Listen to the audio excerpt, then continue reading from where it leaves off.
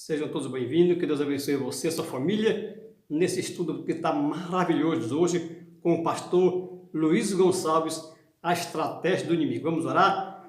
Pai, em nome de Jesus, abra nossa mente para entender a Tua palavra. Abençoe cada pessoa que está assistindo, que for assistir futuramente, em nome de Jesus. Amém. Com vocês, o pastor Luiz Gonçalves. Hoje, por exemplo, a estratégia do inimigo vai te ajudar a entender o tema passado, que foi as colunas da verdade, que vai te ajudar a entender melhor o outro tema, que era a tabelinha de conversão profética, os símbolos das profecias, e assim sucessivamente. Por isso, pegue a sua Bíblia, pegue uma caneta para anotar e vamos analisar esse tema. O inimigo trabalha de que maneira? Vamos analisar. Lá no Jardim do Éden, o diabo chegou assim, com a cara limpa, e chegou assim e falou: Oi Eva, olá Eva, eu sou o diabo e eu vim aqui destruir você. Foi assim que ele fez? Não, claro que não. Já viu quando tem uma propaganda de cigarro, ou de bebida alcoólica, ou de alguma outra droga? O diabo não chega assim e fala assim: Oi pessoal, eu sou o diabo, eu quero que você fume, quero que você beba, quero que você use drogas, e olha, você vai ficar com câncer, vai ter cirrose, vai ter problema para dormir, vai ter problema para acordar, vai ficar doente, vai morrer. Você acha que o diabo vai dizer isso? Não.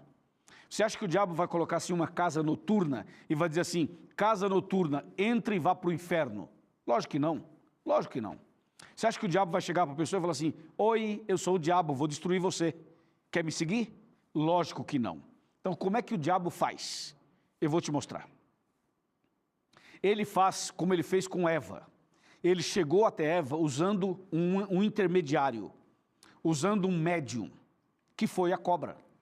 Então, ele se escondeu atrás da cobra e sutilmente ele foi chegando e foi conversando com a Eva e foi enganando a Eva e levando a Eva à perdição. Hoje é a mesma coisa. O diabo não aparece como ele é. Ele usa uma pessoa, usa uma situação, usa uma filosofia, usa uma ideologia, usa um conceito, usa, quem sabe, algum pensamento, ou até mesmo uma onda, uma moda, uma situação que envolve quase todas as pessoas, ou a maioria, e ele vai envolvendo, de maneira tal que você não percebe, quando vai perceber, já está preso, já está enrolado, já está nas mãos dele.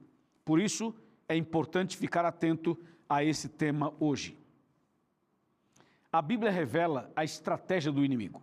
A Bíblia revela. E eu vou te mostrar claramente qual é a estratégia dele. Esse tema é tão importante, mas tão importante, que eu vou dividi-lo em dois. E você vai saber hoje e na semana que vem os detalhes da estratégia do inimigo.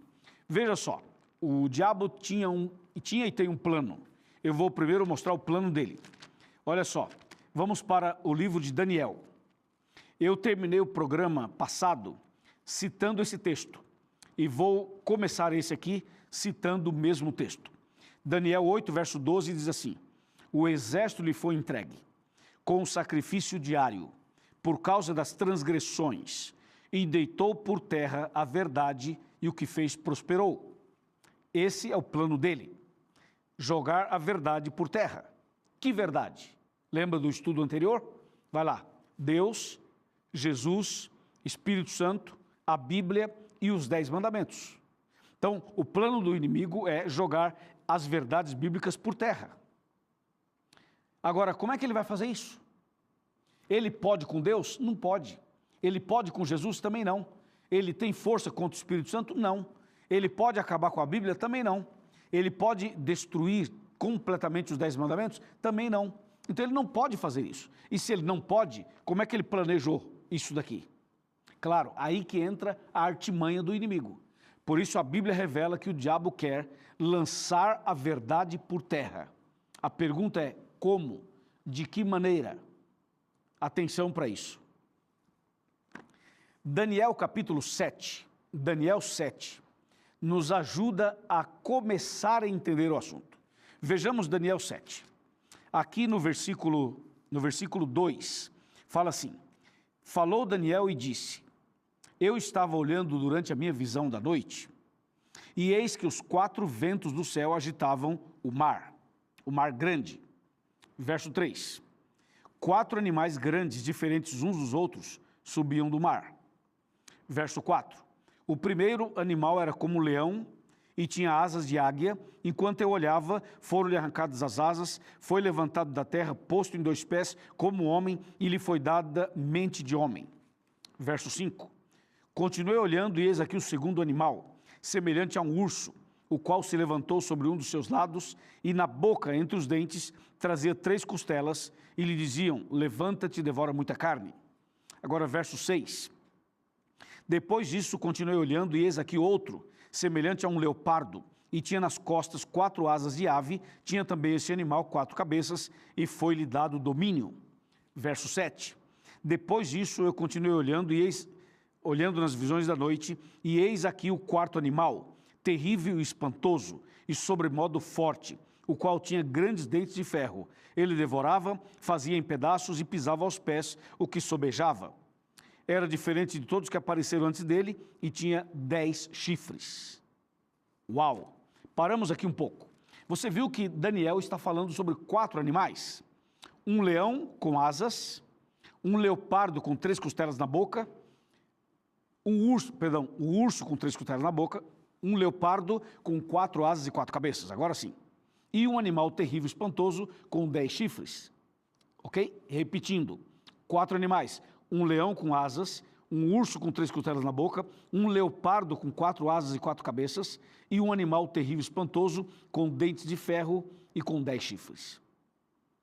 Impressionante tudo isso, certo? Certo. Então é assim. O que significa tudo isso? Daniel 7, verso 17, nos ajuda a entender o significado de tudo isso. Daniel 7, 17. Diz assim: esses grandes animais que são 4 reis que se levantarão da terra. Então está dizendo claramente que os 4 animais são 4 reis ou 4 reinos. O leão, por exemplo, representava o Império Babilônico. O urso representava o Império Medo-Persa. O leopardo representava o Império Grego. E o animal terrível e espantoso representava o Império Romano. Esses 4 animais representavam 4 reinos com seus reis. Então, veja, Babilônia dominou do ano 606 ou 605 até 539 a.C. O Império Medo-Persa de 539 a 331 a.C. O Império Grego de 331 a 168 a.C. E o Império Romano de 168 a.C. até 476 depois de Cristo. Esses 4 impérios são representados aqui por esses 4 animais. Agora, veja só o detalhe que o livro de Daniel nos apresenta. O detalhe está aqui, Daniel 7, se você observar o verso 19, olha o que o profeta menciona, Daniel 7, 19.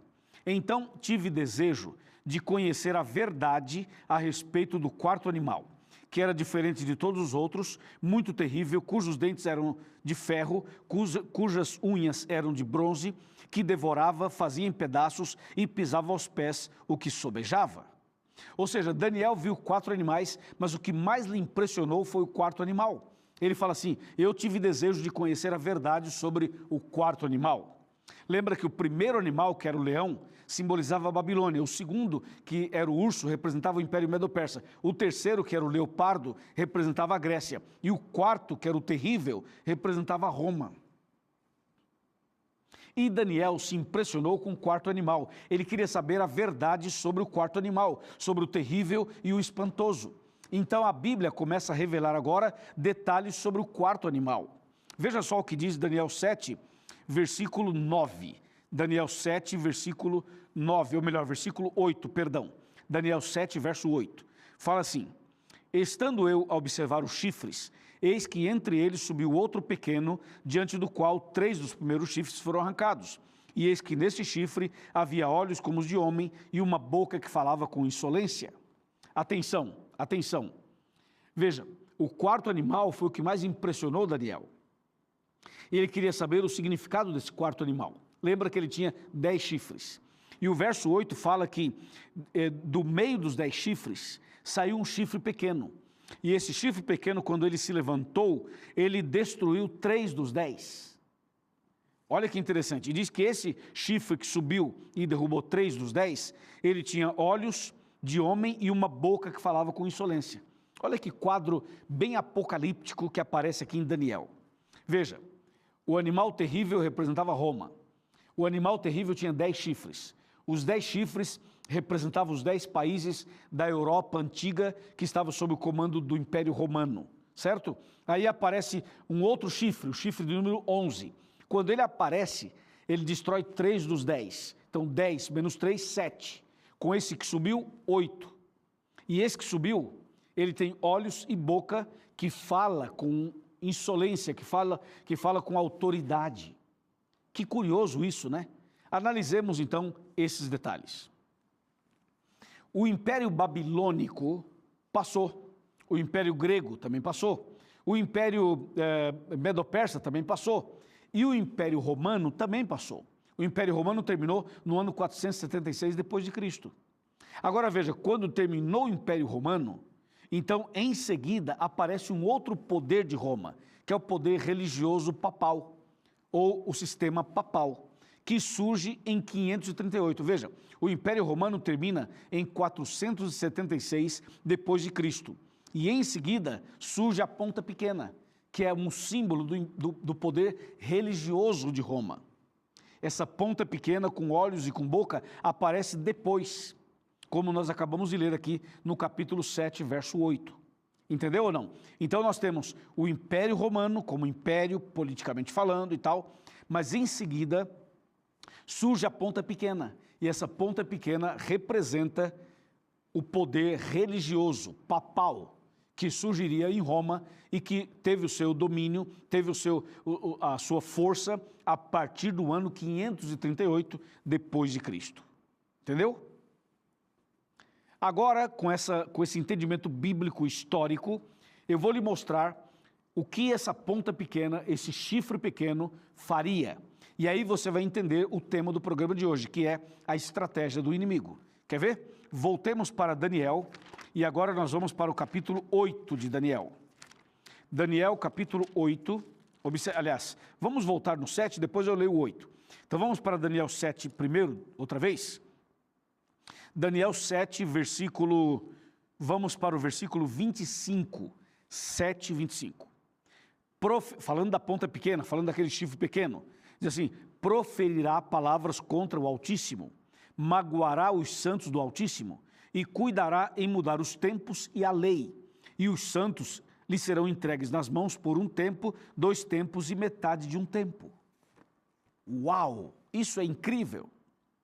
O verso 25, Daniel 7, 25, fala assim: essa ponta pequena que surgiu do animal terrível, ou seja, esse poder religioso que surgiu de Roma, iria, como diz o verso 25, proferir palavras contra o Altíssimo, iria magoar os santos do Altíssimo, iria cuidar em mudar os tempos e a lei, e que os santos, os servos de Deus, seriam entregues nas mãos deles por 1 tempo, 2 tempos e metade de 1 tempo. Isso aqui é muito profundo. Isso aqui é extremamente significativo. Eu quero que você entenda bem, nem que eu termine o programa com esse texto. Mas você precisa entender isso daqui. Então veja só, a ponta pequena representa o poder religioso de Roma, que passou a se chamar sistema papal. Ou seja, o domínio papal começou em 538. E aí aconteceu exatamente o que está no verso 25. Se você pegar, por exemplo, a lei de Deus, porque aqui fala que eles mudariam os tempos e a lei. Se você pegar a lei de Deus, os 10 mandamentos, que estão lá em Êxodo 20, você vai ver que a lei de Deus, ela continua intacta, ela continua perfeita. Porém, se você comparar o que está na Bíblia com o catecismo romano, você vai ver a diferença. Você vai ver exatamente o cumprimento dessa profecia aqui. Eles mudaram realmente os tempos, ou seja, o calendário e também a lei de Deus. Onde fala, por exemplo, das imagens, que é o 2º mandamento, no catecismo foi tirado isso. Onde fala do sábado, que é o 4º mandamento, no catecismo está domingo no lugar do sábado. E se você pegar o 10º mandamento que está na Bíblia, você vai olhar no catecismo e o 10º foi dividido em 2 para cobrir a brecha do 2º que foi tirado. Ou seja, eles mexeram nos 10 mandamentos. Isso é muito sério, isso é muito grave. E a profecia já dizia, eles vão mudar os tempos e a lei. E foi exatamente isso que aconteceu. Então você percebe que a estratégia do inimigo foi assim, né? Usou primeiro o império, depois um sistema religioso para mexer nos 10 mandamentos. Mas não só nos 10 mandamentos. A ideia era mexer em toda a verdade. Se você avançar um pouco mais, agora sim, Daniel 8, olha só o que diz Daniel 8, versículo número 9, 8, 9. Diz assim: de um dos chifres saiu um chifre pequeno e se tornou muito forte para o sul, para o oriente e para a terra gloriosa. Cresceu até atingir o exército dos céus, e alguns do exército das estrelas lançou por terra e os pisou. Verso 11, sim, engrandeceu-se até o príncipe do exército, e dele tirou o sacrifício diário, e o lugar do seu santuário foi deitado abaixo. Verso 12, o exército lhe foi entregue com o sacrifício diário, por causa das transgressões, e deitou por terra a verdade, e o que fez prosperou. Esses textos estão dizendo que a ponta pequena cresceu. Se você olhar para o versículo 9, fala assim, saiu o chifre pequeno, se tornou muito forte. O verso 10 fala assim, cresceu até atingir o exército dos céus. O sacrifício, em outras palavras, a ponta pequena representa um sistema religioso que cresceria, dominaria e que iria mexer com as coisas sagradas de Deus, com o sacrifício de Cristo, com o plano da salvação. Isso é muito sério, entendeu ou não? A ponta pequena, esse poder religioso que surgiria de Roma, seria um instrumento nas mãos do inimigo para pisar na verdade, lançar a verdade por terra. E a Bíblia diz, fez isto e prosperou. Como é que alguém pode pisar na verdade e pode prosperar? Claro que isso foi feito de uma maneira muito sutil. Toda essa mudança, toda essa estratégia foi feita em nome de Deus. Ou seja, com a capa da santidade, com a capa de uma santificação, de uma consagração, com a imagem de que são pessoas caridosas, bondosas, amáveis, eles foram mexendo nos princípios da lei e nos princípios dos 10 mandamentos e também de toda a verdade. Se você se aprofundar nesse assunto, você vai ficar indignado. Vai ficar indignado e vai querer sair correndo para andar na verdade, para seguir a verdade. Mas esse assunto não para por aqui, e não é só isso. Se eu abrir a minha boca aqui para falar tudo que a Bíblia diz e que a história diz, até mesmo as pessoas vão querer me tolir, vão me perseguir, porque esse assunto mexe mesmo com as pessoas. Olha só, você sabia que essa ponta pequena estabeleceria uma igreja? Teria uma igreja como a igreja base, através da qual eles pisariam na verdade?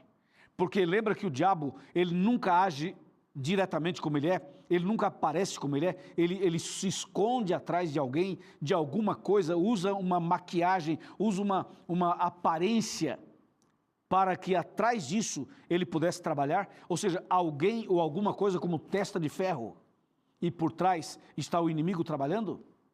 Pois é, essa ponta pequena é um poder religioso que seria instrumento do diabo e que trabalharia de uma maneira camuflada para pisar na verdade, para enganar as pessoas e para levar as pessoas à perdição. Que estudo maravilhoso. Amanhã, novamente às 6 da manhã, se assim Deus nos permitir, nós estaremos novamente aqui com vocês em nome de Jesus. Eu quero orar por ti agora nesse momento. Pai, obrigado por esse estudo da tua palavra. Abençoe cada pessoa que está assistindo conosco e aquelas pessoas que vão assistir futuramente, não importa o dia, não importa a hora. Toma conta dela, eu entrego ela em tuas mãos, aos teus cuidados, tua proteção, e ajude-nos para que cada um de nós possamos ficar do lado da verdade, que assim seja, em nome de Jesus. Amém. Que Deus abençoe você, um grande abraço aqui do Matoso Santarém. Amanhã novamente estaremos aqui, se Deus quiser.